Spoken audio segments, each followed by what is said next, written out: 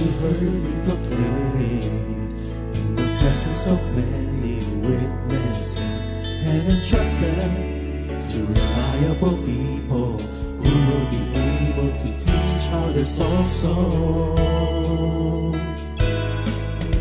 Take the teachings you heard me proclaim in the presence of many witnesses, and entrust them to reliable people who will be able to teach others also. Take the teachings you heard me proclaim in the presence of many witnesses, and entrust them to reliable people who will be able to teach others also. Take the teachings you heard me proclaim in the presence of many witnesses, and entrust them to reliable people who will be able to teach others also. Second Timothy 2:2. Hallelujah, 2 Timothy 2:2. Praise the Lord. Second Timothy 2:2. You and me, let us proclaim the gospel. 2 Timothy 2:2. Hallelujah. Second Timothy 2:2. Praise the Lord. 2 Timothy 2:2. You and me, Let us proclaim the gospel of Jesus Christ. Take the teachings you heard me proclaim in the presence of many witnesses, and entrust them to reliable people who will be able to teach others also. take the teachings you heard me proclaim in the presence of many witnesses, and entrust them to reliable people who will be able to teach others also. Second Timothy 2:2. Hallelujah, 2 Timothy 2:2. Praise the Lord. Second Timothy 2:2. You and me, let us proclaim the gospel. 2 Timothy 2:2. Hallelujah. Second Timothy 2:2. Praise the Lord.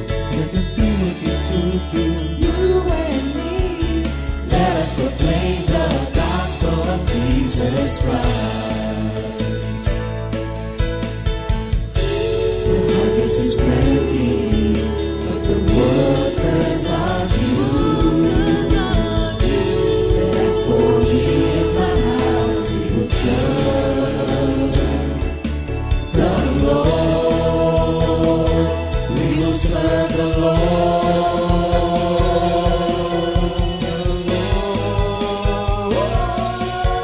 Second Timothy 2:2. Hallelujah. Second Timothy 2:2. Praise the Lord. Second Timothy 2:2. You and me, let us proclaim the gospel. 2 Timothy 2:2. Hallelujah. 2 Timothy 2:2. Praise the Lord. 2 Timothy 2:2. You and me, Let us proclaim the gospel of Jesus Christ. 2 Timothy 2:2. Hallelujah. 2 Timothy 2:2. Praise the Lord. 2 Timothy 2:2. You and me, let us proclaim the gospel. 2 Timothy 2:2. Hallelujah. 2 Timothy 2:2. Praise the Lord. 2 Timothy 2:2. You and me, let us proclaim, live on this day, delighting the Lord for His goodness. Let us proclaim, live on this day, delighting the Lord for His goodness. Let us proclaim, live on this day, delighting the Lord for His goodness. And He's God.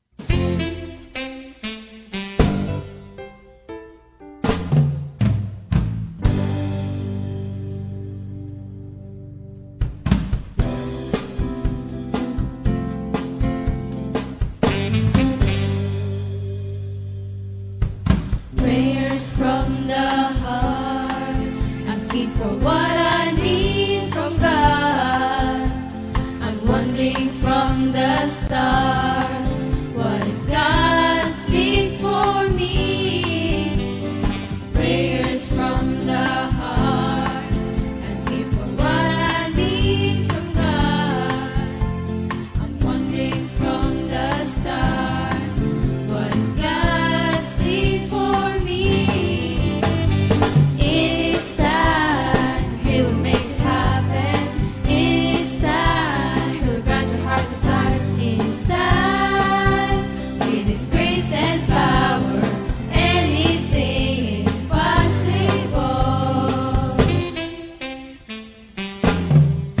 It is time. Prayers from the heart, asking for what I need from God. I'm wondering from the start, what is God's lead for me? It is time He'll make it happen. It is time He'll grant your heart's desires. It is time, with His grace and power, anything is possible. It is time. It is time we'll make it happen. It is time we'll grant your heart's desires. It is time, with His grace and power, anything is possible. It is time. Anything is possible. It is time. Anything is possible. It is time.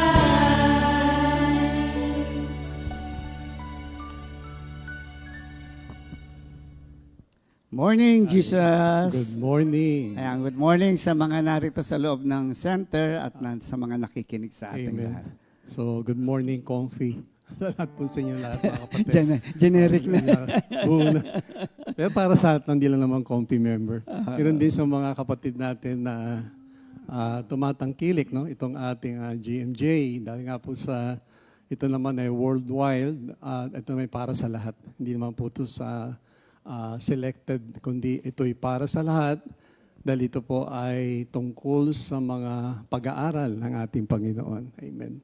So, siguro manalangin muna tayo. Sige. Panginoon, maraming po salamat muli sa umagang ito. Maraming po salamat sa masarap na tulog, kalakasan ng katawan, O Lord. Thank you for your favor. Thank you for your presence, O Lord. Thank you sa new life na aming taglay, Panginoon. Marami din salamat sa mga kapatid namin na patuloy na nakikinig at tumatangkilik nitong live streaming na po, Panginoon. At sa magang ito, we pray, O Lord, we bow down before you. Bigyan niyo po kami ng karunungan ni Minister Ernie, O Lord, to deliver, O Lord, itong napakahalagang topic na alam namin, Panginoon, without you, hindi namin kaya ipaliwanag po ito, Panginoon. But by your grace, ito'y magkaroon ng malalim na pagkaunawa ang bawat isa. Na kami po'y walang magagawa, Panginoon, kung wala po kayo. Salamat po. In Jesus' name we pray. Amen. Thank you, Lord. Amen. Yung ating memory verse of the week ay may kinalaman sa ating topic, di ba? Oo. Deuteronomy 31:6. Be strong and of good courage. Do not fear, nor be afraid of them. For the Lord your God, He is the one who goes with you. He will not leave you, nor forsake you. At sa Tagalog ay magpakatatag kayo at lakasan ninyo ang inyong loob. Huwag kayong matakot sa kanila, sapagkat sasamahan kayo ni Yahweh sa inyong Diyos. Hindi niya kayo iiwanan ni pababayaan. Yung sasamahan ka ng He is the one who goes with you. Yun ang pinaka itong essence ng ating pag-aaral sa umagang ito, Panginoon, mga kapatid. At Sa akin, no, sa akin po, palagi ko ito yung pinakamahalaga sa lahat eh. Alam mo kung sa akin bakit? Yan ang kaaway lagi. Oo. Diyan hirap na hirap tayo lahat. Kahit Ito yung Christian. pinakapundasyon eh. Pag Oo. hindi malinaw sa atin itong, ang pag-aaral po natin po kasi sa umagang ito is about the sovereignty of God. Yes. Pag hindi malinaw ito sa atin, maraming tanong. Marami kang tanong. Maaaring sabihin mo, Lord, may unfairness ka. Unfair ka, O May Lord. favorite ka. May favoritism ka. Ako. Marami po eh. Talaga At naman. yung bang mag-e-exert ka lagi ng effort na gawin ang lahat ng bagay on your own. Right. Yung on your own. Gagawa ka eh. Na lahat ng pamamaraan para magkaroon ng katuparan kung ano man ang nais natin. Pero ang totoo, pakinggan niyo mabuti. Kaya nga itong umagang ito, para bang yung idiomatic expression na lend me your ears. Mahalaga yung pahiram muna po o yung ating pandinig ay pakinggan nyo mabuti. Dahil kami mismo, kahit ako po, lalo po ako, ay talagang na-bless dito sa pag-aaral na ito. Para bang lalong nagkaroon ng rhema, liwanag ang lahat ng mga nagaganap, ang lahat ng mga nararanasan, lahat ng pinagdaraanan, ay maintindihan mo at sabi nga, gladly acceptin mo. Okay, ito yung sovereignty na kapag naintindihan mo, matutuwa ka sa lahat ng ginagawa ng Diyos Hindi ka sa'yo. magkakaroon ng ano eh. Hindi no? ka may Tampo. assurance ba? Wala. Alam mo kagad eh na nandun siya eh. Okay. Nandun siya. Kaya lang, because of our limited mind, hindi Yes. natin siya maintindihan. Right. And sometimes we speculate na, baka ito mangyari. Oo, siguro kasi ganyan siya, Oo, kaya nangyari. oo. Halos lahat naman, nagiging judgmental in a certain situation or many situations kasi nga po, very limited yung mind natin. Pero yung nga po, kung magkakaroon ng rhema, yung binabasa at pinag-aaralan, i-enjoy mo ang presence of Lord. Whatever comes, ay hindi ka matitinag eh. I-welcome mo lahat eh. Actually. Thank you, Lord. Para bang deeper understanding on God based on the scriptures. I-enjoy mo siya. I-enjoy mo siya. Na alam mo na maganda ang lahat na nangyayari, hindi pangit. Oo. Lahat maganda, mga kapatid. Pero yung nga po, mamaya pag-aaralan natin ito mabuti. But anyway, bago po magsimula, awitin muna po namin ni Mr. Ernie ito isang awitin na napaka-ano po ng mga lyrics ito, napakaganda at unawain mabuti. Thank you, Lord.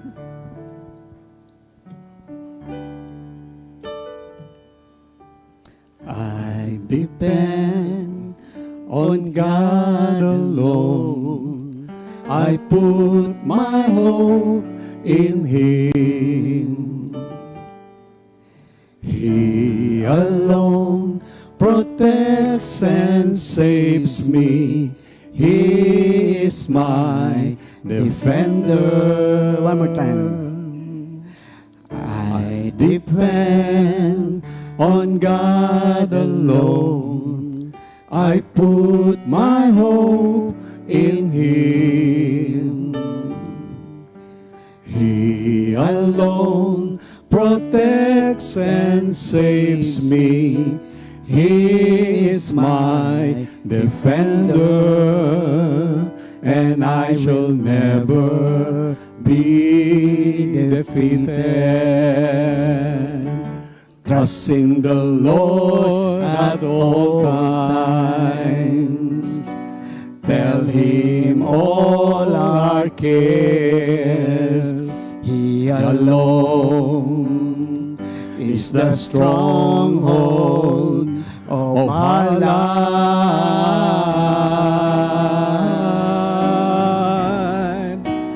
I depend on God alone. I put my hope in Him. He alone protects and saves me. He is my defender, and I shall never be defeated. And thank you, And I Lord. will never be defeated. Never, never be defeated. Amen. As long as maintindihan natin. Kasi pag di natin naintindihan mga kapatid, talaga maraming disappointments, maraming frustrations. Pero actually, hindi po dapat ganun eh. Yes. Kaya nga, ang Panginoon, kung balikan natin yung topic last week, yung kanyang omnipresence. Kaya nga siya ay present sa lahat ng dako. Kasi ang gusto po ng Panginoon, makilala natin siya ng lubusan. Malaking kinalaman yung topic last week, kaya tamang-tama yung Oo. topic natin. Kasi yung omnipresence and omniscience, even omnipotence, papasok lahat dito. Yes. Tapos next week, God willing, yung an all-knowing God. Amen. Okay. Now, simulan na po natin yung pag-aaral po natin. No? Ito nga po yung the sovereignty of God. Sa Tagalog kasi, tinitignan ko, walang maibigay na Tagalog eh. Kundi, sabihin lang natin, ang kapangyarihan ng Diyos. Hindi ko ayokong gamitin yung kataas-taasan kasi parang meron pang kasunod na eh. kapangyarihan ng Oo, Diyos. para mag-stand alone ang kapangyarihan ng Diyos. Amen. Now, may mga ilang scriptures po dito sa Jeremiah chapter 32, verse 27. Behold, I am the Lord, the God of all flesh. Is there anything too hard for me? Parang napakagandang tanong na meron ba mahirap sa Diyos? Actually, wala. Lahat kaya niyang gawin eh. Sa Matthew 19, verse 26, and looking at them, Jesus said to them, with people this is impossible, but with God, all things are possible. Sa atin, talagang lahat imposible. Lahat imposible. Kasi limited lahat ang ating resources. Pero siya, hindi po eh. Kaya nga, what is impossible to men, it is possible to God. Jeremiah 32, verse 17, Sovereign Lord, you made the earth and the sky by your great power and might, nothing is too difficult for you. Ito yung mga ilang talata lamang po na magsasabi at magpapatunay na ang Diyos ay makapangyarihan at walang imposible sa Kanya. Now, kaya pag tinignan niyo po itong salitang sovereign sa dictionary, makikita niyo po rito yung mga salita o phrases like superior, greatest, supreme in power and authority, ruler and independent of all others. So isang pinaka-simple na definition po niya is that God is in control. Ito po yung mahalaga. Amen. God is in control.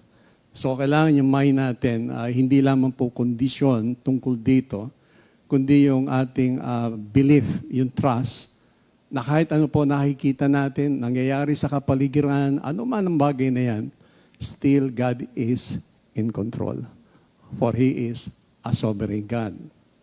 Now, so there is absolutely nothing, tandaan po natin, there is absolutely nothing that happens in the universe that is outside of God's influence and authority. Hindi pwedeng may magaganap sa kalawakan, sa kabuuan, na wala ang Diyos. Hindi siya nagugulat na, ay, ba't nangyari? Oo. Tayo nagugulat na. Siya wala. Nangyari. Siya hindi alam niya na eh. Kaya nga, hindi nagaganap ang anumang bagay outside God's influence and authority. Now, as King of Kings and Lord of Lords, God has no limitations. So, kailangan maging clear to, magkaroon ng rhema, para kung ano man ang ating nakakaharap o nangyayari everyday, wala yung fear eh. Wala rin yung worry, alam mo na God is in control. Para bang i-allow mo lang na mag-work ang Panginoon at mag-work siya. Now, consider natin itong mga ilang few verses nagpapatunay na tungkol sa ating Panginoon. One is, He is the Alpha and the Omega. The beginning and the end, He is immortal. He is present everywhere so that everyone can know Him. Ito yung sinasabi ko kanina. So yung omnipresence niya, kaya siya omnipresence, ang isa sa mga intention at purpose niya, Gusto niya lahat makilala siya. Lahat sa buong mundo, sa buong kalawakan. Kaya siya present. Marisipin natin paano nangyari yon. Well, ang pinakasimpleng sagot po dyan ay He is God. Yun lang po. Huwag ko nang hanapan pa ng ano pang definition yan. He is God. And He is a sovereign God. Tapos. Wala nang diskusyon doon. Pero pag hindi mo nga tinanggap siyang Diyos, kakaroon ng problema. Alam mo, yan ang isa sa lumalabas na sa pag-aaral sa sovereignty na not unless, hindi ka kailangan mag-explain. This is what the scripture says. This is what it is. Gano'n kasimple lang yan. Ganun Sinabi niya, kasimple. yun.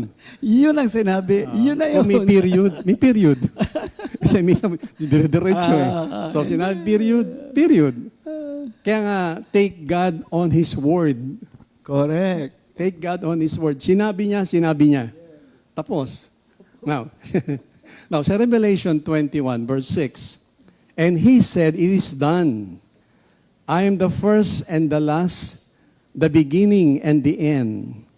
To anyone who is thirsty, I will give the right to drink from the spring of the water of life without paying for it. Libre. Those who are thirsty, na talagang sabihin natin, searching, kapag natagpuan mo na ang Diyos, sabi niya, freely given. Wala kang babayaran, freely given. At ang sinasabi niya rito is about Christ. Once na nandiyan na ang Panginoon, tinanggap mo siya, freely given anumang bagay na kailangan natin lahat. Pangalawa, God created all things and hold all things together, both in heaven and on earth, both visible and invisible. Ang Colossians chapter 1 verse 16, ang nagpapaliwanag diyan, He holds everything. Pag tinignan niyo po ang kalawakan, dito lang tayo sa mundo, tingnan niyo po yung tubig. Kung if God is not sovereign at powerful, yung tubig di naman lumalagpas doon sa doon sa dalampasigan. Sa shore. Di ba umiikot yan? O ba't di nawawala yung tubig? Tingnan niyo yung universe. Talagang ang pagkakaayos niya napakaganda. Hindi pwedeng walang Diyos na kumokontrol dyan. Kasi kung wala totally chaos yan, as explained doon, pag binasa niyo sa Matthew 24, pagbabalik niya, magkakaroon ng total chaos, mawawala ang gravity, lahat, mawawala yan eh. May nagsabi nga kung papabayaan ng Diyos na ang future ng mundo ay idedepende sa tao, matagal na raw wasak ang mundo. Totoo yun. Tao yun eh. Pero ang Diyos, lahat. Makikita niyo po mamaya yan. So, hindi lamang po yun. Dito sa Ecclesiastes 7:14, isa rin po itong scripture na unawain niyo mabuti ito. Ecclesiastes, ito'y si Haring Solomon. Ito ang sabi niya. Chapter 7, verse 14. In the day of prosperity, be happy. But in the day of adversity, considered, God has made the one as well as the other, so that man will not discover anything that will be after him. So, kaya inaalaw ni Lord yan, para hindi natin ma-predict. Kaya sabi niya, inalaw niyang mangyari both good and bad na mangyari sa buhay ng tao, sa buong mundo, para hindi natin ma-predict. Para ngayon, hindi natin ma-predict yung lahat. Uulan, araw, hindi mo malaman kung ano ba season na natin ngayon. So, hindi na. Dahil inalaw na Lord ang ating Panginoon. Now, pangatlo pa po, God knows all things, past, present, and future. There is no limit to His knowledge. For God knows everything completely before it ever happens. Daling ko sa Psalms 139. Tingnan niyo po ito ha. Dito kasi, nagkaroon ako ng rhema tungkol dito. Maaring alam natin ito, pero naintindihan nga ba talaga natin? So Psalms 139, sa verse 15. Simulan ko na sa 13, verse 13. For you formed my inward parts. You wove me in my mother's womb. I will give thanks to you, for I am fearfully and wonderfully made. Wonderful are your works, and my soul knows it very well.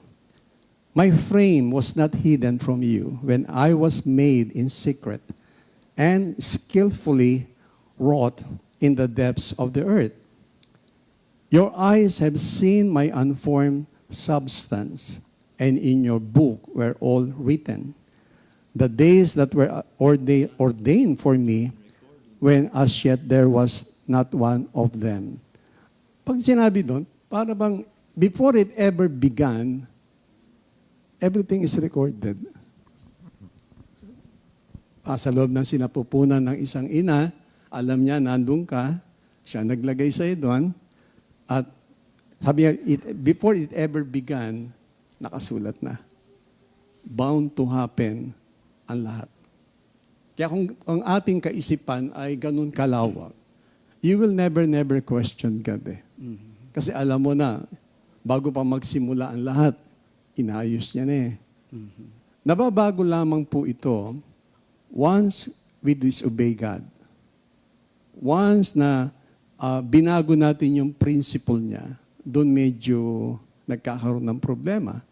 Pero ang gagawin pa rin ng Panginoon, pilit ka pa rin ibabalik doon. Kasi yun ang, kumbaga, yun ang kanyang plano sa buhay natin, mga kapatid eh. True. Ang Jeremiah 29:11, di ba sabi, I alone, ako lang. So, why not trust God? Siya lang nakakaalam eh. Kaya nga, hindi tayo dapat mag-struggle sa anumang bagay. Anumang bagay yan, physically, spiritually, hindi dapat mag-struggle. Kasi, si Lord, kontrolado niya lahat eh. Pati financially. Yes. Alam niya kung kailan ka yayaman, kailan ka magkakaroon. Kaya lang pumapangit kasi po, once na tinulungan mo ang Diyos, pag tinulungan mo siya, pumapangit eh. Huwag mong tulungan. Mahilig tayo sa diskarte. Oh, hindi diskarte ka. Gagawin ko ito pa. No, Lord, thank you, Lord. Nag-provide si Lord. Hindi. Tinulungan mo eh. Si Lord kasi, magpo-provide siya without our help. Hindi kanya kailangan. Hindi niya tayo kailangan. Once na na-please ang Panginoon, surely God will provide. Amen to that. Surely. Hindi kahit anumang gamit na gusto mo o gusto natin, huwag mong tulungan ng Diyos. Ibibigay niya sa iyo yun nang wala kang inabala, wala kang naargabyado, wala. Basta magugulat ka na lang, many times na-experience ko po to. Meron lang gustong bagay, sa harapan ko na siya. At hindi lang isa, hindi lang dalawa, ang dami. Parang, oh Lord, thank you Lord. So, doon pa lamang pinapakita niya na eh. Now, isa pa po, God can do all things and accomplish all things. Nothing is too difficult for Him. And He, ito po yung, bantayin yung word ito, and He orchestrates. Tagalog is, inarrange niya. Na-experience ko to many times, in-orchestrate niya. Paano yung provision, paano yung ganito, paano magaganap. Siguro ang pinaka-powerful na witness na pwede kong ibigay 4 years ago. Nung strike ang COVID, ang aming balak ni Sir Linda noon, umuwi siya ng February 2, 2020. Ang balak namin noon ay mag-abroad. Nag-ipon kami and thank God, nakaipon kami ng 1 milyon. So ready kaming umalis. Mamamasyal talaga kaming dalawa. Parang punta kami New Zealand, punta kami na US. Para bang yung 1 million, ubusin namin dalawa yon to enjoy the blessings of God. Pero hindi yun ang plano niya. At plano nga, nagkasakit si Linda. At papasalamat ako kay Lord na even a single cent, hindi ako namumblema. Kasi meron siya na merong inilaan na akala ko nung sa abroad hindi pala para dito. Hanggang sa ako'y nagkasakit, magastos din yun, may provision pa rin na ginamit ako doon. Tapos, in-orchestrate niya lahat. Tapos kung kailan hihinto yung chemotherapy, pinahinto niya. Lahat ng nangyari, in-orchestrate niya. Kaya nga, alam mo kagad na inayos na ni Lord yan beforehand. Kaya lang hindi tayo binigyan ni Lord ng capacity na maintindihan na lahat. Pero ang mahalaga, God orchestrated everything and determines everything that is going to happen in your life, in my life, sa life natin lahat. In-orchestrate niya na yan. Ayos na yan. Now, so dito rin po, pinapakita, hindi lang po sa atin, sa mundo, whatever He wants to do in the universe, for nothing is impossible with Him. Lahat ang magaganap sa universe. Sa buong mundo, pati yung gerang yan, hindi na tayo nagugulat dyan. Ang Matthew 24, sinabi na yan. Kaya nga binigyan na tayo ng Oo, warning. sinabi yan. Gera, away dito, away do, may famine, ganito. Pati yung kung papaano siya darating, ano mangyayari sa universe, sinabi niya na. Hindi natin pwedeng baguhin yon. Kailangan lang maniwala ka na Oo, lang. niwala tayo. Kaya yung prayer natin, Lord, baguhin niyo pa yung mundo. Hindi mangyayari yun. Kasi going against the principle tayo. Sinabi, it is written and bound to happen. Yes. So paano babaguhin yun? No one can change the mind of Ang ating God. ngayon, watch out sa ating sarili, baka mawala ka dun sa great plan ng Panginoon. Kasi Yeah. possible, dahil Matthew 24, even the very elect will be deceived. Mawawala ka doon. Ngayon, so sinasabi pa rin, God is in control of all things and rules over all things. He has power and authority over nature. He has, hindi lamang po yun, earthly kings, pati sa kings, pati siya naboto, si Lord yun. Dinaya, hindi dinaya. Malinaw yan. Siya pa rin naglagay dyan. So, ang history, hindi natin mababago ang history. Bound to happen na yan. Nakaayos na po yan. Angels and demons, even si Satan, di ba? Sa Job chapter 1, na hindi siya pwedeng kumilos not until makahingi siya ng permiso sa Panginoon para kanyang galawin si Job. Nakita niyo po yan? So nothing happens na nagaganap ng coincidence. Hindi pwede. Lahat yan may go signal. ng Lahat Lord. yan. Dadaan kay Lord lahat yan. Hindi pwedeng hindi. So kailangan, sabi ko, maintindihan natin na mabuti. So whatever comes, alam mo na God is in control at orchestrated niya lahat ng ito. Ngayon, so dito pa rin po, no? Ngayon, tingnan natin, how does God's sovereignty impact our everyday life? Ano may impact nito? One is, God's sovereignty calls for our submission. Ito yung sinasabi ko po. Pag hindi natin naintindihan yung kanyang sovereignty, hindi ka magsasubmit sa kanya. Kaya nga, sabi nga, no, God's sovereignty calls for our submission. God's sovereignty compels us to bow before Him. Luluhod ka talaga. Bakit? Kung naintindihan natin, siya'y all-powerful, luluhod ka talaga dyan. At kung ano man ang sinasabi ng Panginoon, ikukumit mo talaga ang sarili mo, for He is a sovereign God. Kaya nasisira yung plano kasi ayaw natin mag-submit. At yan ang problema ng maraming tao. They cannot submit to God. Kasi ang pinaka-basic po noon, hindi naintindihan ang sovereignty niya. Hindi, tsaka the human nature is always against control. Gusto natin tayo lagi may Yes. control. And God is saying, no, I am in control, Yeah. not So you. ang pinapaliwanag doon, hindi natin siya kilala. And we never honor Him as a sovereign God. Kasi Yes. ayaw mo mag-submit Sinabi na nga niya mali yan Ayoko pa rin, Lord. Gagawin ko pa rin gusto ko. So, ano nangyayari? So, ang Romans 8:28, in all things God works for good. Ito po ay isang a very powerful testimony to God's sovereignty. Powerful testimony. It cannot be fulfilled unless the one who gives it is all-knowing, wise, and powerful, and all-loving. So, hindi magaganap ang in all things God works for good, not unless na siya'y all-knowing. Alam niya lahat ang nangyayari. Hindi lamang yon, wise siya. Alam niya paano ang gagawin niya. Hindi natin pwedeng turuan ng ating Panginoon. Gagawin niya dahil matalino po siya Powerful and all-loving. So, ibig sabihin, lahat ng ginagawa niya para sa atin ay dahil sa mahal tayo ng Diyos. Kaya nga lang po, because of our limited mind, hindi natin maipaliwanag, ito ba yung way ni Lord? Well, He is God. Kaya nga may Proverbs 3:5-6. Never Trust in the rely Lord. on what you think you know. Yes. Now, isa pa po, God's sovereignty provide us with comfort. Bakit comfort? Well, going back dun sa Romans 8:28, is a very powerful testimony. Isang pangako, because God is sovereign and loves us.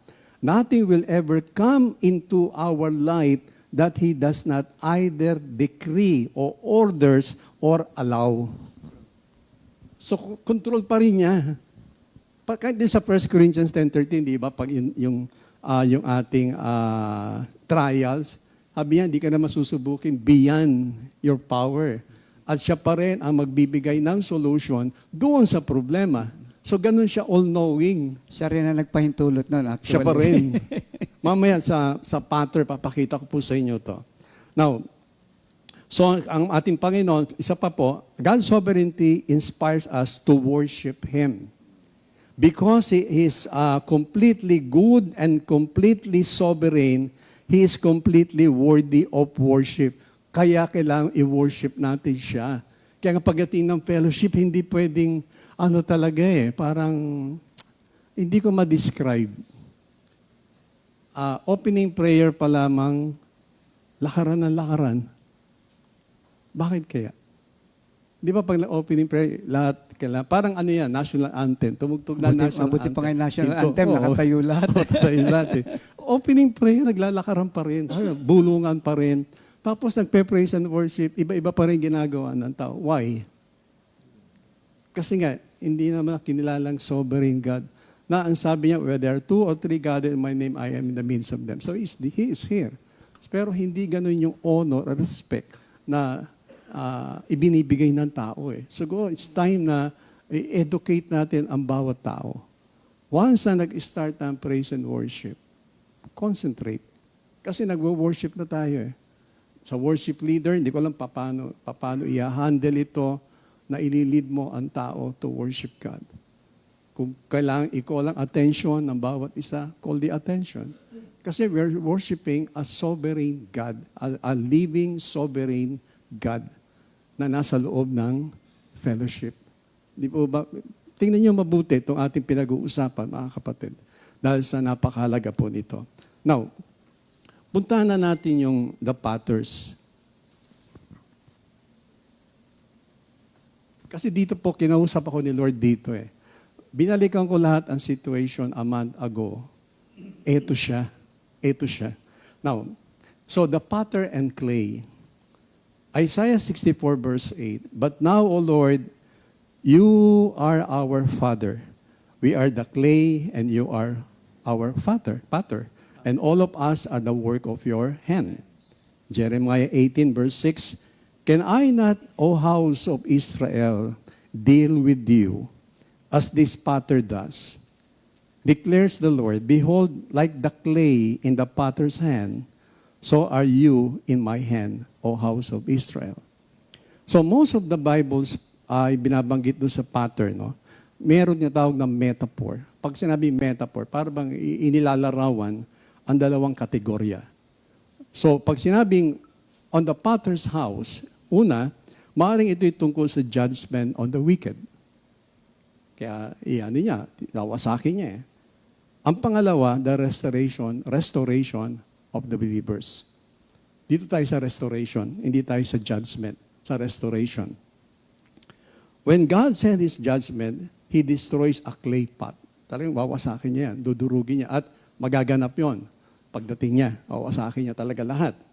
Sometimes, by smashing it on the ground, at you dust them in pieces, para ba dinurog, dudurugin niya talaga Now, sa Psalms chapter 2, verse 9, you shall break them with a rod of iron. You shall shatter them like an earthquake. Earthquake. Pag-iisip mo nga, ganun ka-powerful si Lord. However, when God displays His restoration, it comes by way of creating a pot of clay.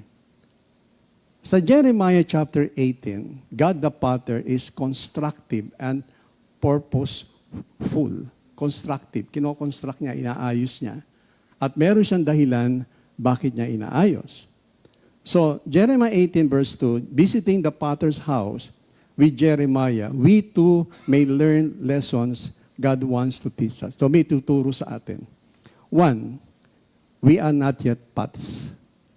We are a clay. Clay pa tayong lahat. Walang pwede mag-claim pot na ako. Pag sinabing pot, parang finished product na. Hindi po. Hindi pa. Sa Philippians chapter 1, verse 6, "For I am confident of this very thing, that He who has begun a work in you will perfect it until the day of Christ Jesus." So hindi pa tapos. Clay pa tayo. So expect God na durugin at wasakin tayo. Now, the scripture called us clay. The Bible made it clear distinction between them. We may look at a pot as fixed clay, while clay itself is a pot in progress. So tayong lahat, in progress. Hindi pa tayo tapos. Huwag natin isipin na, perfect na ako. Hindi pa. Mamaya, papakita ko po sa inyo. Each of us will face one of two futures. Either will be shattered, or we will be perfect vessel, gathered for use in God's house, eternal destruction or eternal service. So, inaayos pa tayo ni Lord. At dinudurog pa. At maring, minsan di natin napapansin, no? Doon sa mga trials na ating pinagdaraanan, at actually God is working, nagwo-work siya sa atin. Ang problema, hindi natin alam paano magre-respond doon sa gagawin niya. Iba-iba yung ating respond. Nagagalit tayo, naiinis tayo, nagtatampo tayo. Never na pumasok sa ating kaisipan na God is doing great. Meron siyang binabago sa aking sarili. Meron siyang inaayos, meron siyang sinusunog na dapat sunugin, totally na mawala. Or we will be perfect vessel. Yan sabi nga po kanina. Now, God, our Father, still work with us. So, di pa siya tapos. On us and in us, molding and forming. Kaya nga, hindi pa po tapos ang Panginoon eh. Meron pa siyang ginagawa sa atin. Now, we must pass through the fire. Ito yung medyo mabigat. We must pass through the fire. What faces us as a clay? Bilang clay, ano yung ating haharapin sa ating Panginoon? Life's fiery trials, divorce, pain, death, insults, marami yan. Marami ka maririnig dyan. Persecutions, unfaithfulness between husband and wives, utang, ang dami, name it. Sakit, nandyan yan. Yan mga fiery trials na dadaanan natin to. Dahil gusto ng Panginoon, palabasin yung pinaka-best sa atin. Pero kailangan daanan natin lahat ito. But we have the consolation, there is an eternal purpose behind it all. Meron siyang purpose. Bakit inaalaw ito?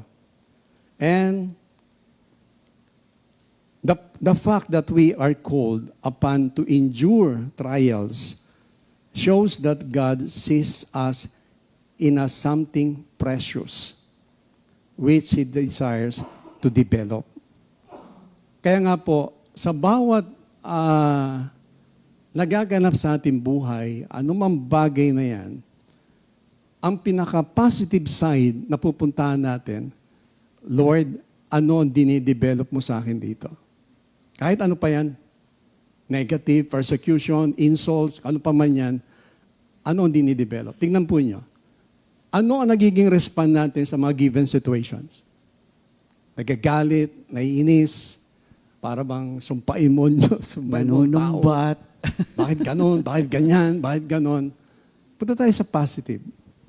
Ano kayang minomold ni Lord sa akin dito? Di po ba? Ngayon. Pangatlo, sabi ka na, which He desires to develop. May dinidevelop sa atin eh. I-develop. The hotter the furnace, the finer the vessel. Ito mabigat. Kanina, we must pass through the fire. Baptism of fire. Pero, ang gagawin ni Lord, i-increase niya yung fire. Yung init. Sobrang init ito, mga kapatid. The finer para maging lalong refine ang isang bagay. Basahin ko muna po itong 1 Corinthians chapter 3, 12 to 15. Kaya sabi ko po, nagkaroon ng rhema sa akin itong lahat ng ito habang pinag-aaralan. 1 Corinthians chapter 3, simula po sa 12 to 15. Okay.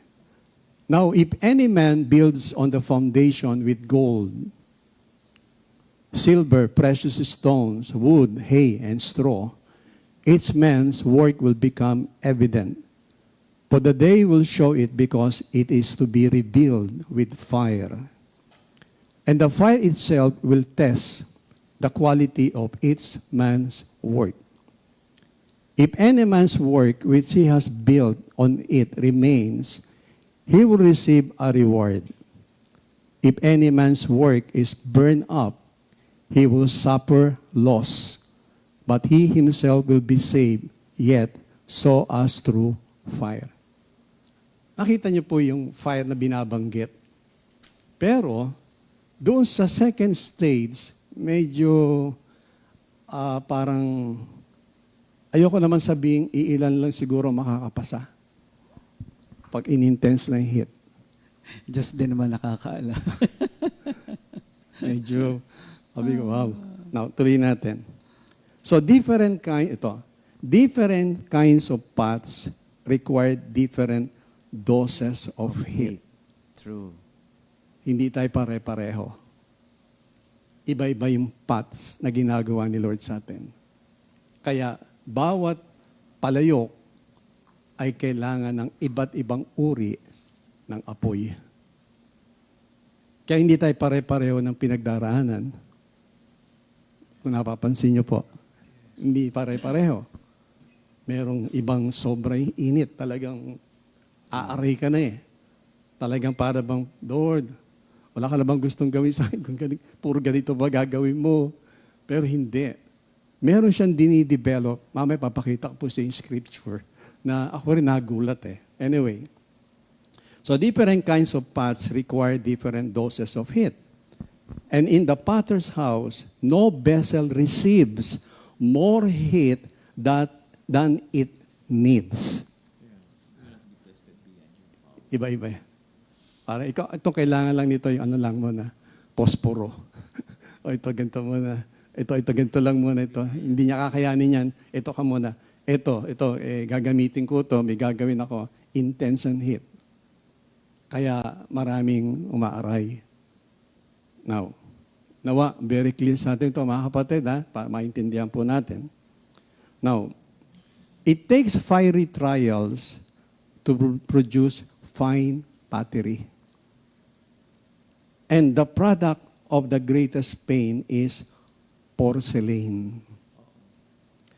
Ang porcelain, itong pinakamahal na isang uri ng, hindi naman palayok eh, no?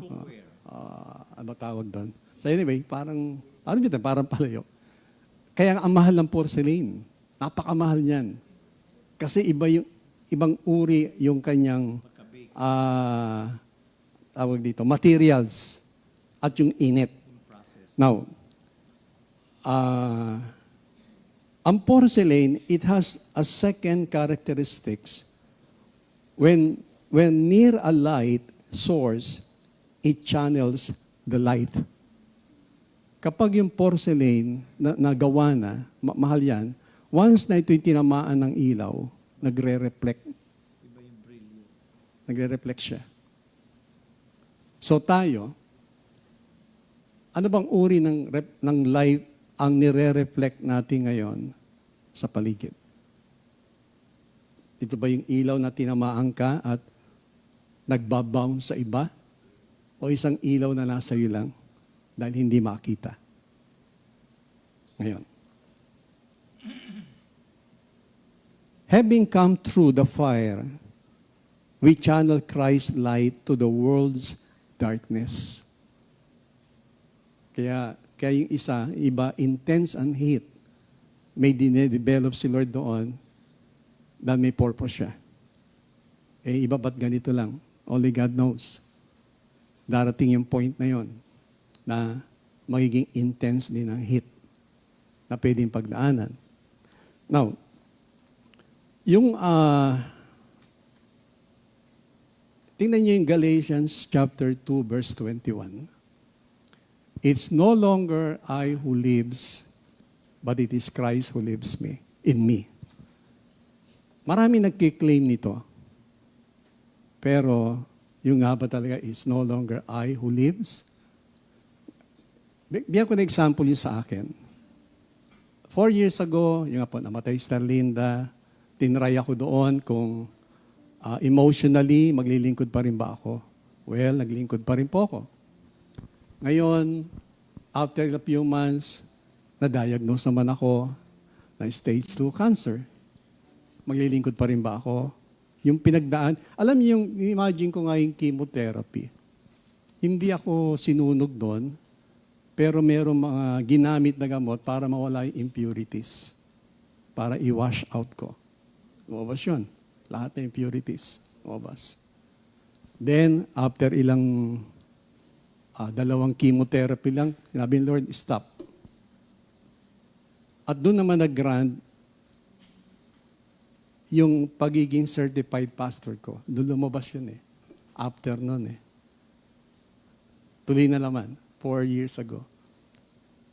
A month ago, ngayon ko lang po sasabi sa lahat, hindi ko nasabi kila Pastor Castaria eh, na wala kaming time mag-usap. So, a month ago, meron naman kinausap si Lord. Kinausap na naman ako ni Lord. Naalala niya yung sharing ko na pinapili ako ni Lord between life and death. Mamili ka. Sa Philippians chapter 1, mamili ka. Para bang, sabi ko, Lord, ano ba ito? Hinaharap mo na ako ngayon? Baka, siguro nasa alam niya, all-knowing siya eh. Alam niya na nasa isip ko pa rin yun, naglilinger pa rin yun na, kunin mo na ako, Lord, kunin mo na ako. This time, mamili ka na.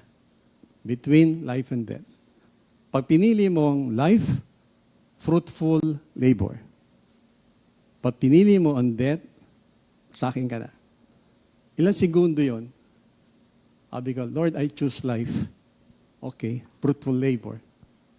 Tapos ayun na, nagkaroon naman ako ng konting problema sa aking prostate. So, kailangan mag-undergo ko ng maraming ganito naman. Tapos biopsy, ganito. Waiting. This time, ang result is cancer ulit. Sabi ko, no, ano kaya ito? Nang binigay niya sa akin to, ano ba yung sinusunog mo, Lord? Kasi ang aking pagdadaanan, although wala pa yung doktor ko, kasi yung doktor naman may divine delay. Hindi kami magtagpo. Para lang gawing tawag, hindi kayo magtagpo. Sabi ko, ano nga ginagawa ni Lord dito? Well, sabi, maaaring mag-undergo na radiation at yung injection ng hormone. Sabi ko, Lord, may susunugin ka na naman sa akin. Doon niya binigay sa akin yung Galatians 2:21. It's no longer I who lives, but it is Christ who lives in me. So tinatanggal niya lahat yung pride, sinusunog niya lahat. Sabi ko, Lord, yung bang gusto mo mangyari? Then, go with it. Lord, sige, kung yun ang gusto mo. Go, Lord, go. Ako waiting pa rin ngayon. Sabi ko, Lord, asa yung doktor ko? Nawawala ata yung doktor ko. Sabi lang sa akin, advice, hintayin natin yung doktor mo. O sige, hintayin natin yung doktor ko. Hindi ko kayo magtagpo. Sabi ko, sige, okay lang. Pero wala naman akong nararamdaman. Kahapon, thank you Lord, after 17 years, naglaro ako ng basketball. Sabi ko, kaya pa pala. Okay pa pala. Pero hindi ko pinari sa yung katawan ko. Sabi ko, dahan-dahan lang. Pero sabi ko, sige, babalik ako mag-basketball ulit. Tapos na siguro yung 17 years na discipline na nakakasakit ako ng kapwa pa ako naglalaro. So kapon, enjoy kami. Sarap-sarap nung nangyari sa amin. There was so much enjoyment, tawanan dito, tawanan doon. Kaya gusto kong i-share sa inyo to para makita po nyo na papaano yung intense heat. Kung kayo nasa lugar ko, ano kayang gagawin nyo? Intense heat na eh. Sobra na yung, ayoko naman sabihin sobra. Lord, itinaas mo na naman yung heat. At dinala niya sa Galatians 2:21. It is no longer you who lives, but it is Christ who lives in me. So yung nakikita niyo sa akin, hindi na ako. Hindi na ako to. Kasi kung ako, ay bagsak na. Pero katayo pa rin. Tapos last Sunday, nagkaroon kami ng bonding magkakapatid. Actually, ano sabihin sa akin tahimik lang naman ako. Sabi ko, ano ang itinatago niyo sa akin? Wala. Nagtawanan lang. Ang sabi ko lang sa kanila, sanay na ako dyan. Ayos lang yan. Pero pa bang iba? Okay lang yan. Sabi ko, ayos lang yan. Hindi ako nagmamadali. Sige. Butan sabi ni Lord, since I choose life, alam ko daw mamatay. Since sinabi niya fruitful labor, Lord, kung ako'y fruitful labor, gagamitin mo, kung ako'y ihiga mo, hindi ako magiging fruitful. So alam ko na, beforehand sinabi niya na dadaanan mo yan, ito gagawin, ito mga gagawin. Kaya, enjoy ko lang yung life ko. Enjoy ko. It's life. Yan ang buhay ng isang Kristiyano. At ganun tayo kamahal ng Diyos. Meron siyang gustong tanggalin sa atin lahat. Kaya lang, problema, yung respond natin, hindi tama. Hindi tama. Nagagalit tayo, naiinis tayo, nagtatampo tayo. Pero hindi natin alam, sa bawat nagaganap, may ginagawa siya. For He knows everything. Kaya sabi sa Psalms 139, before it ever began, everything is recorded in the book. So, ibig sabihin, nandyan siya. At ino-orchestrate na naman niya yung sa akin. Sabi ko, Lord, katanong yung kapatid ko, babayaran ako. Wala. Sabi niya, di wala. So, ino-orchestrate niya na. Since nung nag-ano ko, ultrasound, nag-biopsy, wala akong binayaran. Dapat biopsy, 45,000. Wala akong binayaran. Ultrasound, wala rin akong binayaran. Sabi ko, Lord, alam ko, ayusin mo lahat ito . At alam ko, Lord, ang pangalan mo mag-glorify. Kaya sabi ko nga po, hindi basta madaling i-claim ang Galatians 2:21. It's no longer I who lives, but it is Christ who lives in me. So nawa, mga kapatid, maintindihan natin itong the sovereignty of God. Hindi siya ganun kadali. Pero, pag naintindihan mo siya, no amount of yung magagalit ka, magtatampo ka, hindi. Alam mo kagad, He orchestrate everything. In-orchestrate niya na. Lahat ng mangyayari, ang kailangan lang doon, manatili tayo doon sa sinasabi niya. Stay close in the principles of God. Stay close. At yung spirit of obedience, hihingi mo talaga, Lord, turuan mo akong sumunod talaga sa'yo. Na lahat ng sabihin mo, gagawin ko. At kapag ginawa mo nun, sinasabi niya na then that's the time na magiging porcelain ka. Na kung saan yung ilaw na nasa iyo, magre-reflect na yun. At maraming tao makakakita nito. Amen. At maraming tao ang sabihin natin, makikinabang. Ma-edify ang church. Yes, ma-edify na problema mo lang, piso. Kagaya nung last Friday, napunta ko sa Antipolo, yung batang sinasabi ko. Oo. Nasa harap ko yung 5-year-old na babae, si Catriona Grace. Catriona Grace. Imagine nyo, gitong kaliit lang siya. Hindi lumalaki for 5 years. Tapos kita may itsura niya. Para makita mo, Lord, talagang daming pinapakita. Marami nangyayari sa mundo. Kung i-compare mo ang sarili mo, wala yan. Lit-lit lang yan. Ito nga, mas malaki problema ng 5-year-old. Hindi mo alam kung magso-survive siya. Pero yung nga po, I hope and pray, yung sovereignty niya, maintindihan natin. Ito yung magkoko sa atin ng pagbabago ng buhay. Hindi ka nagagawa na mali. Ayaw mong gawin. Kasi alam mo, He's sovereign. At kita tayo talaga ni Lord. Di po ba? Kaya maraming salamat kay Lord na yung journey lagi ng buhay ko, alam ko nandun siya . Alam ko nandun siya. Kaya lang, yung depende, paano ka magre-respond ulit. Kailangan respond natin, kailangan andun yung saya, andun yung sa paglilingkod. It's part of serving God. Part of serving God. Pero yung pag-serve mo ay masaya ka, hindi sa pamambagay, pero kung meron tayong Diyos na makapangyarihan na anytime pwede siyang mag-intervene. Amen. So magandang umaga po sa inyo mga kapatid. Bati muna tayo ng birthday. Happy birthday! Bago tayo tumuli kay Mr. Today Ernie. ay August 8, 2024 at kakonti lang may celebrant ngayon. Sister Flor Claudio, happy birthday po. And Sister Michelle Magtibay. Ayan, wala naman tayong anniversary, ano? So, happy birthday po.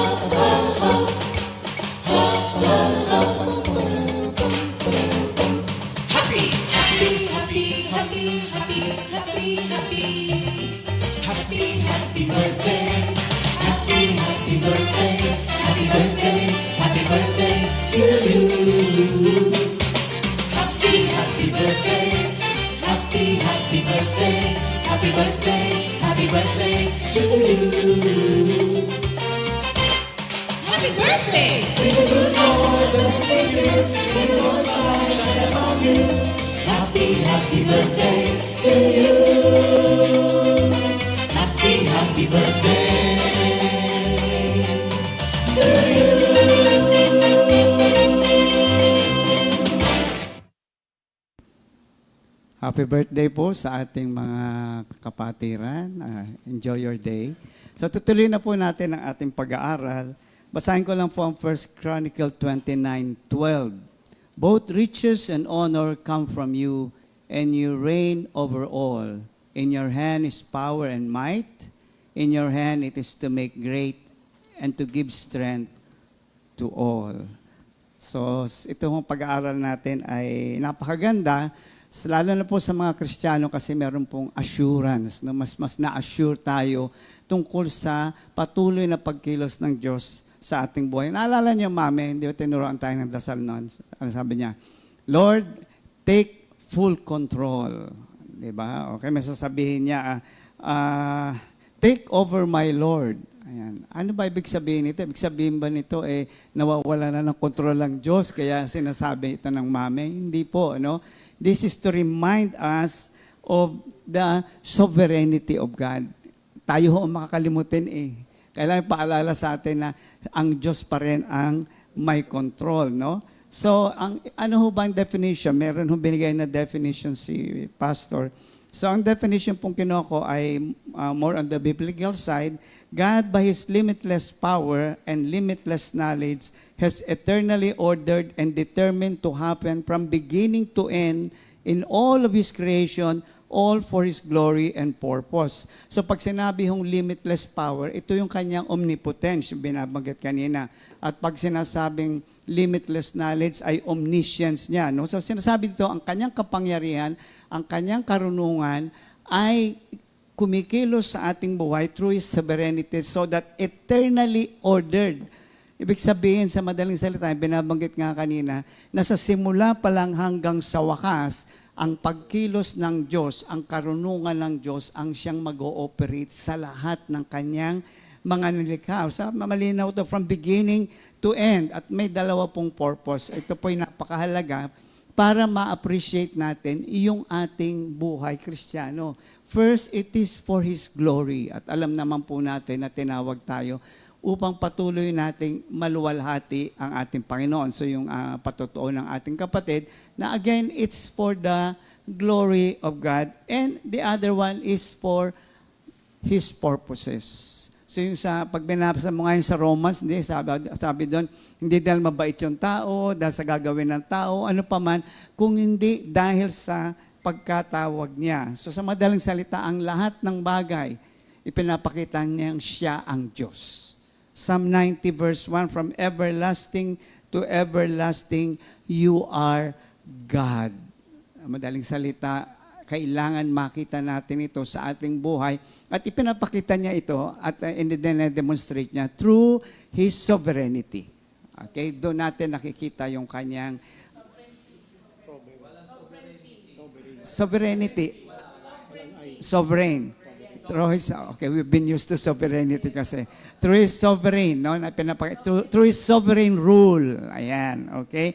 So, His all-encompassing authority spans, pakinggan niyo to, spans across time space, circumstances, and civilization. Doon natin makikita yung omnipresence niya.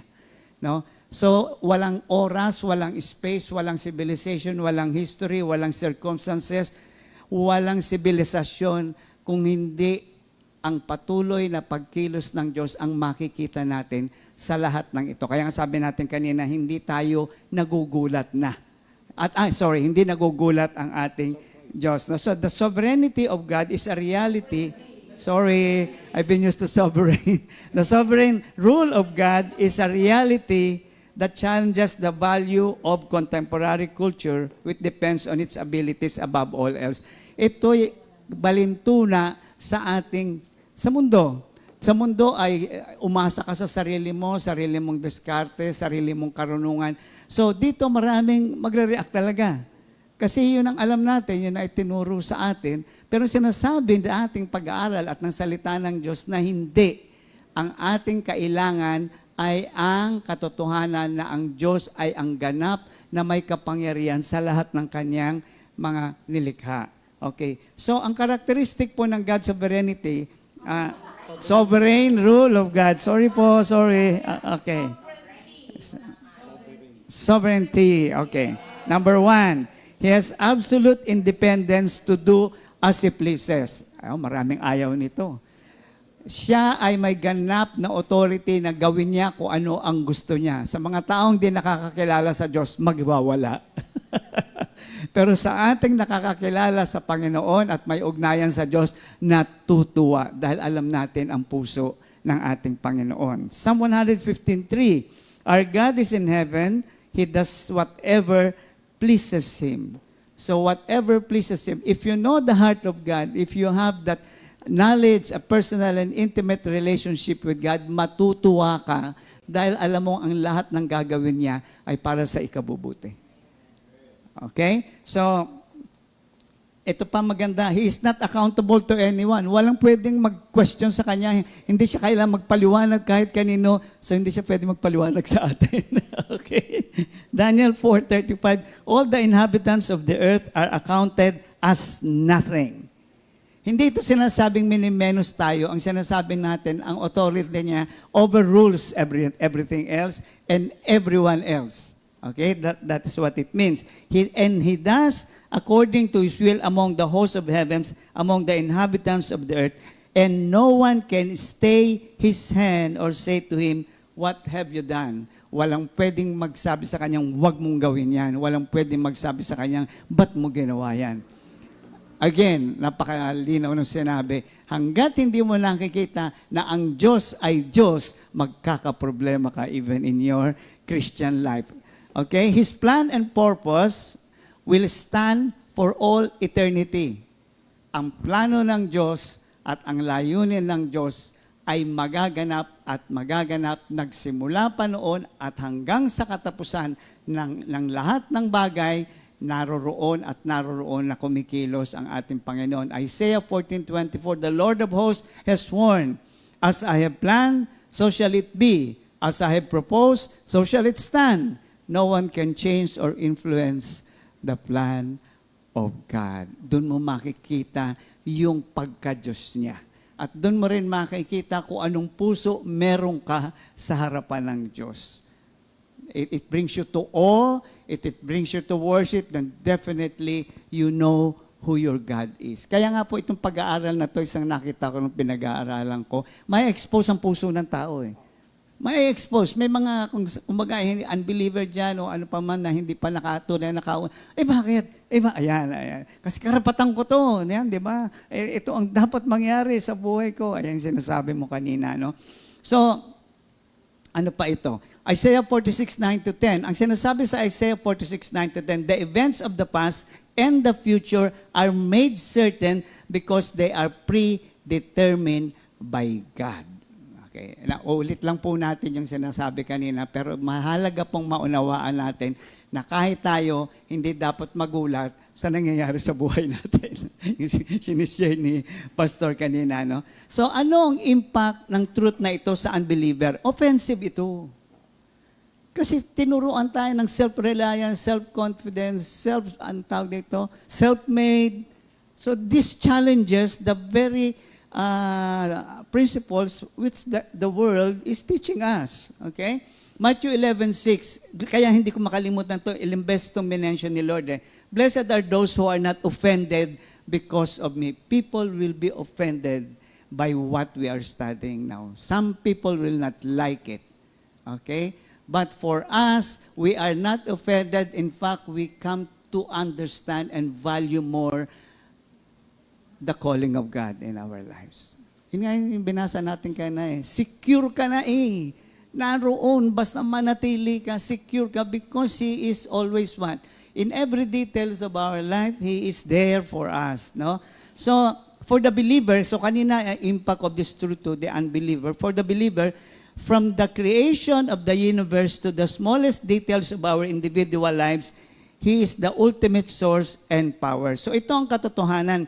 Hanggang sa maliit na detalya ng ating buhay, gaano mang kaliit yan, naroon ang Diyos.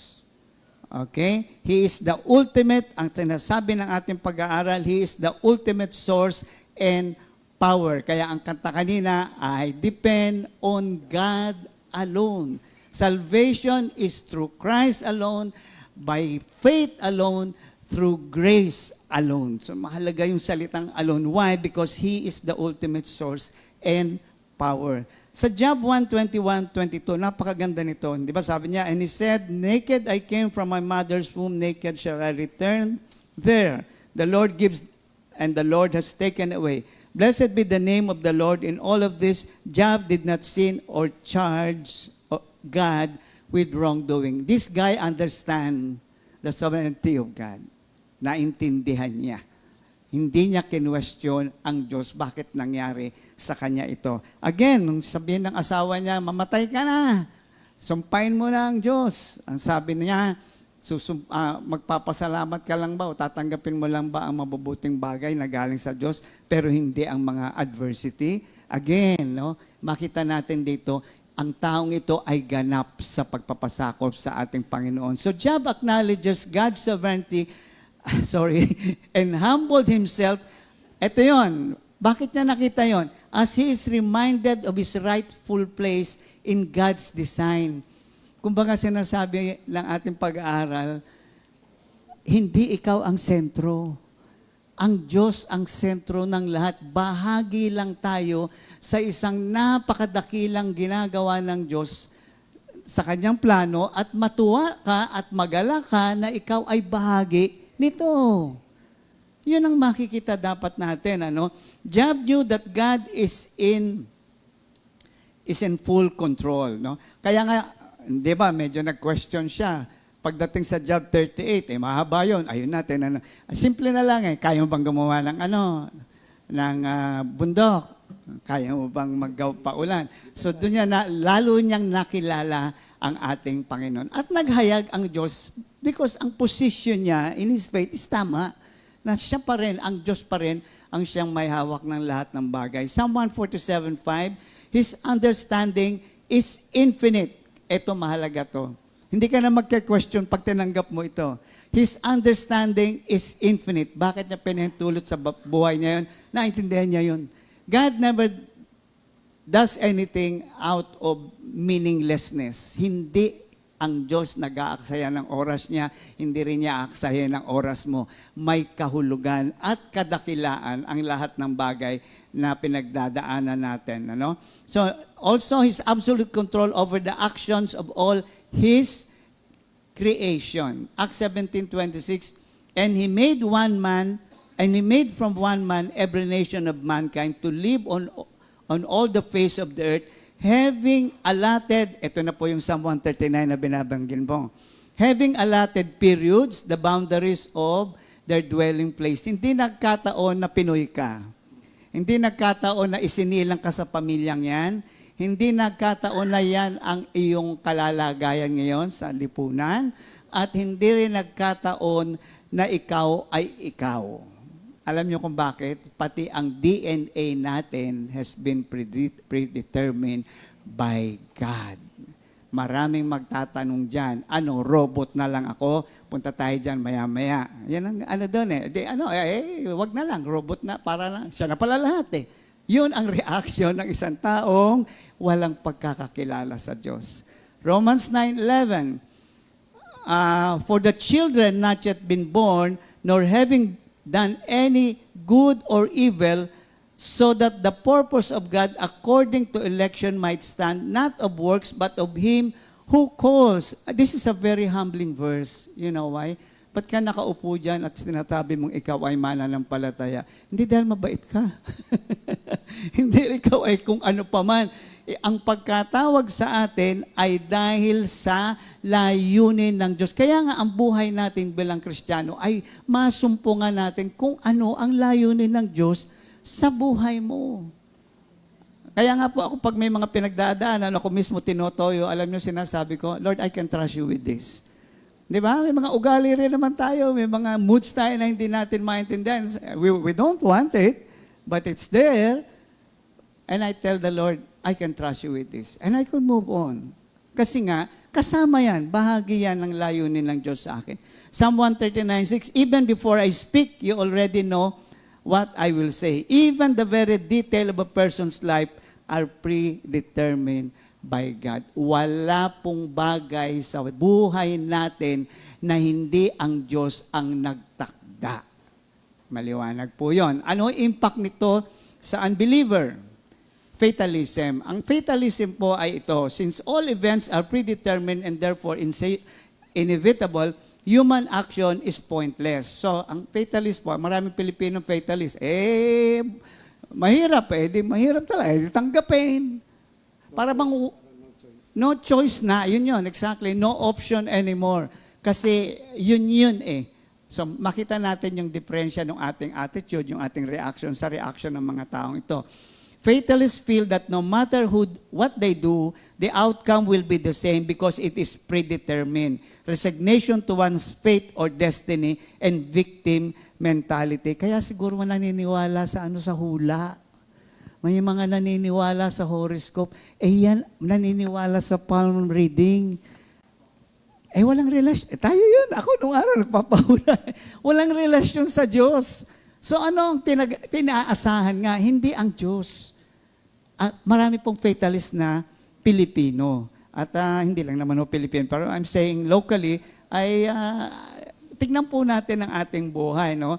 So 121, ito po, reminds us that our help comes from the Lord. So hindi po tayo magiging indifferent o tinatawag na, sige na lang, tanggapin na lang.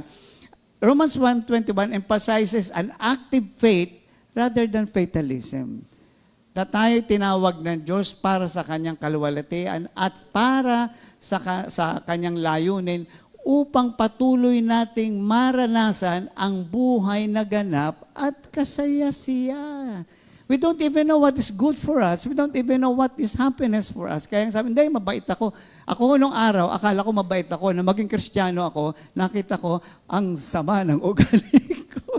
Hindi nga natin makikita yun hanggat hindi tayo lumalapit sa ating Panginoon. At siya maghahayag nito. No? So remember, we are morally accountable to God for all our choices because He has given us the free will to choose. Romans 14:12. Hindi mo pwedeng sabihin, kaya ako gumawa ng ganito kasi ang Diyos ginawa akong mahirap. Hindi, meron kang choice. We are morally accountable to God. Mananagot po tayo sa Panginoon sapagkat binigyan tayo ng kalayaang mamili. May kausap nga isang, actually sabi niya, iba daw yung choice niya sa sex. Okay? Sabi ko, okay, you think you have that position, but again, you have a choice. You either listen to the Word of God and obey the Word of God, the truth of God, or you can do your own thing. So hindi pwedeng sabihin, etong mga fatalists po kasi is more of biktima sila. Wala akong magagawa biktima ako ng kapalaran, biktima ako ng, wala pong biktima. Meron ho tayong kalayaang mamili at mayroon tayong Diyos kung saan mismong siya ang nag-aanyaya sa atin upang tayo'y tumanggap ng kaligtasan at bagong buhay. Okay? So, the impact for believers sa Joseph's story. yung oppression ng kanyang mga kapatid, yung kanyang pagkabenta bilang alipin, na siya ay naakusahan na rapist, na hindi naman totoo, nakalimutan siya nung mama na tinulungan na niya sa lahat ng iyon. What did Joseph do? He chose to trust God and allow God to freely orchestrate his life. Yun ang kadakilaan. Ito pong si Joseph, talagang yung tinatawag na sovereign rule ng Diyos, kitang-kita sa kanya. At nakita naman natin ang naging resulta. In fact, Genesis 15:19, but Joseph said to them, maganda sa ibang version, so tinignan ko makita mo dito yung kanyang pagpapasako. But Joseph said to them, I have no right to change what God has decided. Wow! I have no right to change what God has decided. I hope and pray that tayo dumating sa ganyang point sa buhay natin. Okay, so genuine transformation is when we allow God's complete freedom in our life by totally being dependent on Him. Ito yung choice natin na sinasabi ng Diyos sa atin, araw-araw, ako na ba? Sa akin ka na ba aasa? O ikaw pa rin? Yung pa rin bang naiintindihan mo ang iyong mamamayani sa iyong buhay. Si A.W. Tozer may magandang sinabi. And I love this verse, this quotation. True faith rests upon the character of God. True faith rests upon the character of God and asks no further proof than the moral perfection of the one who cannot lie. Are you listening? That is the meaning of the someone who has God as his total source and power. Ulitin ko po. True faith rests upon the character of God and asks no further proof than the moral perfection of the one who cannot lie. So napakahalaga dito yung kilala mo ang Diyos. Okay? So here, isang magandang tanong, does God's sovereignty, okay, predispose us to sin? James 1:13, no one undergoing a trial should say, I am being tempted by God, since God is not tempted by evil, and He Himself doesn't tempt anyone. May narinig na kasi, paano hindi ako magnanakaw? Ginawa ko mahirap ng Diyos. So, tinukso ka ng Diyos na magnakaw kasi, no, okay? God is and will never be responsible for our sin. Wala siyang kinalaman sa ginawa nating choices. Because He is never tempted and He will never tempt anyone. Mahalaga to sa ating pag-aaral. Kasi minsan, dahil feeling mo, biktima ka, wala akong choice, ang choice ko lang ay naintindihan nga. So, nasaan ang Diyos? Nasaan ang pananampalataya? Kung saan ang Diyos ay handang kumilos sa buhay mo kung ikaw ay magtitiwala sa Kanya. And the last one, as Christians, we are to align our lives with the divine reality that governs the universe. This is the divine reality that governs the whole universe. God is the one in control. Alam niyo kung bakit ang tao nag-iilusyon na may control. Kaya marami tayong desisyong ginagawang mali. Kasi akala natin tayo ang may control. Ephesians 1:11, again, just to remind ourselves, kinuha ko yung Amplified Version. In Him also, we have received an inheritance. Open, close, a destiny. We were claimed by God as His own. Wow! Thank God for the sovereign rule. Having been predestined, meaning chosen, appointed beforehand. Did you listen to that? Did you hear that? Appointed beforehand. Before anything else, bago pa Adan, Eva, bago pa ang universe, ganun ang hugot natin. Ganun kalalim ang hugot natin from from the eternity past. Yun ang hugot natin, hindi sa sinapupunan ng ating ina. Okay? According to the purpose of Him who works in agreement with the counsel and design of His will. I love that. In agreement with the counsel and design of His will. Ito ang Diyos na marunong at nakakaalam ng lahat ng bagay. And I would now have more confidence in saying, Lord, Thy will be done. takot tayo doon. Gusto natin may control. Iba dadasalin natin. So I hope this opens our eyes, no? Actually, dito lang sumakit ang ulo ko sa pag-aaral na ito. Okay. By submitting to God's sovereign rule, we walk worthy of the calling with which we were called. Sabi ni ni Peter, di ba? Is Peter or Paul? Sabi niya ganun, walk according, walk worthy of the calling which we were called. Ito yung ipakikita natin, paano natin pinapahalagaan yung pagkatawag sa atin. Kung handa tayong sabihin ng Diyos, sige po, kung anong kailangan yung gawin, gawin po ninyo upang maluwalhati ang inyong pangalan. Pag may nagpapadasal sa akin sa, what do you call this, sa may sakit o problema, I don't pray immediately for the solution. I don't pray immediately for the healing. I worship.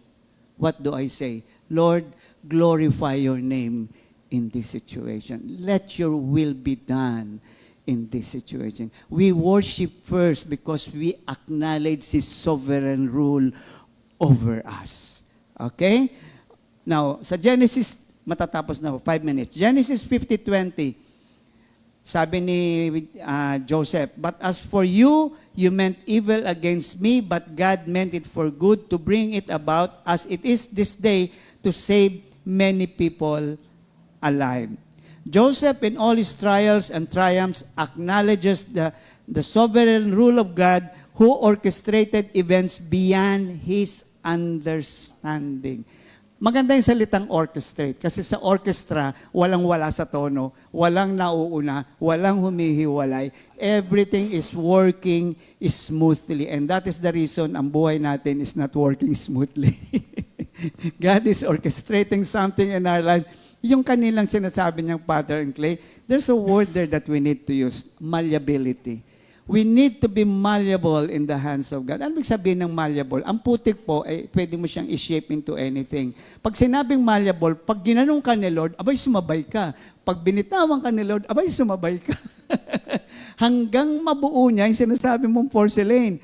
Not until we stop resisting the sovereign rule of God will we be able to understand what God is doing in our life. So mga kapatid, conclusion, God's sovereign rule is not a cause for fear, but to surrender our lives in God's, listen, in God's infallible wisdom. Hindi pwedeng magkamali ang Diyos and boundless love. Mahalaga yung mga, gagawin. No, it's out of His love. Lahat po ng attributes ng Diyos ay nag-ooperate sa kanyang sovereign rule. Huwag ho natin kakalimutan yun. Lahat ng attributes ng Diyos, His mercy, His compassion, His love, all of these are operating in His sovereign rule. Kaya ano pa ang dapat mong ikatakot? Okay? Finally, in God's sovereign rule, we find the highest assurance, the deepest peace, and the truest meaning of freedom. Thank you, Lord. Amen, amen. Announcement po, is anniversary Joint Metro Manila Fellowship sa August 18, 2024 sa Cainta Auditorium, Cainta High School. Cainta. At 1 Cainta Auditorium. Sa ano po yan, next Sunday na po, susunod na August Sunday. 18. Oo. Then, LSS Calo Nasugbo, Mendez, August 17, Saturday, 8 a.m. at the Olaes Resort, Karasuchi, Mendez, Cavite, Tagaytay. LSS din po ng Quezon City, Makati, Bulacan, September 14, at gaganapin po sa Cramsis, Makati. Reminder to all LSS attendees, dapat nakaka-attend na po ang ating mga prayer meetings and fellowship. So, magandang umaga po, mga kapatid. Isa lang naman definition ng ating Okay. God is in control. Yan. Yun lang Repeat po. new song of the week, Magnify the Lord with Me, composed by Sister Sally Bartolome. Magandang umaga po Good sa morning. inyong lahat. Good morning God po bless sa inyo lahat.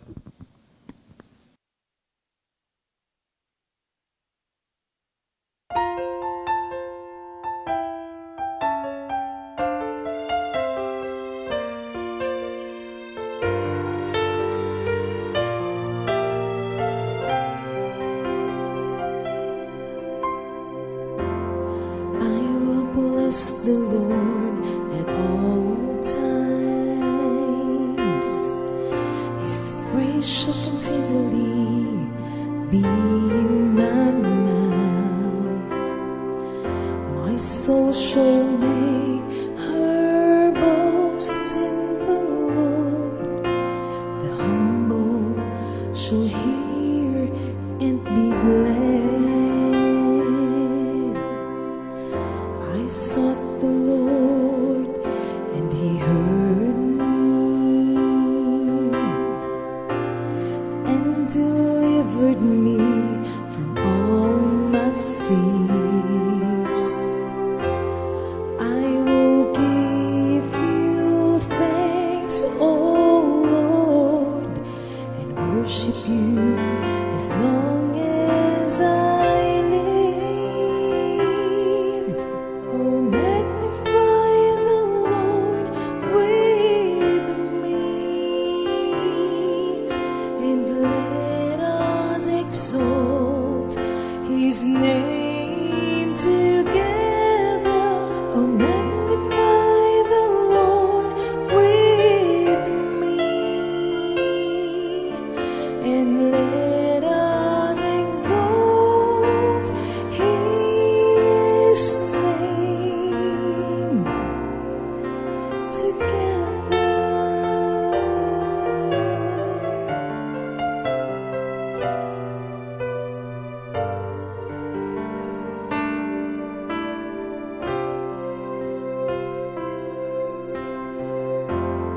I will bless the Lord at all times. His praise shall continually be in my mouth. My soul shall make her boast in the Lord. The humble shall hear and be glad. I sought the Lord and he heard me and delivered me from all my fears. I will give you thanks, O Lord, and worship you as long as I live. Oh, magnify the Lord with me, and let us exalt his name together. Oh, magnify the Lord with me, and let us exalt his name together.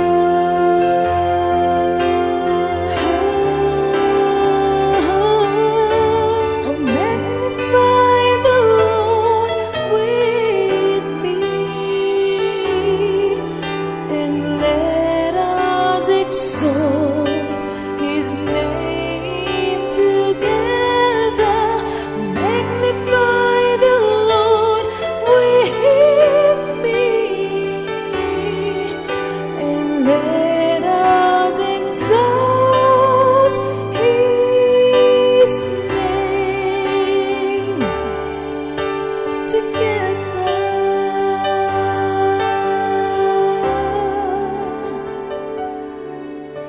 Oh, magnify the Lord with me, and let us exalt his name together. Oh, magnify the Lord with me,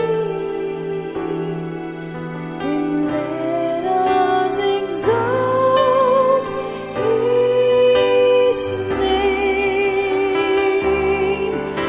together.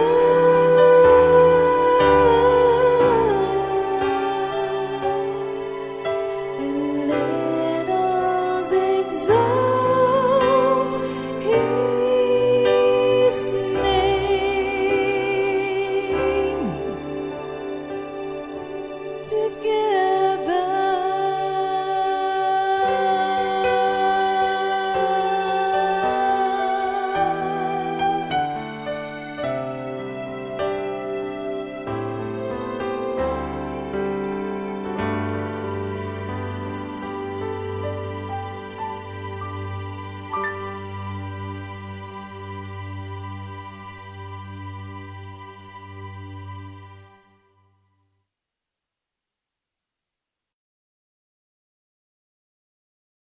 Second Timothy 2:2.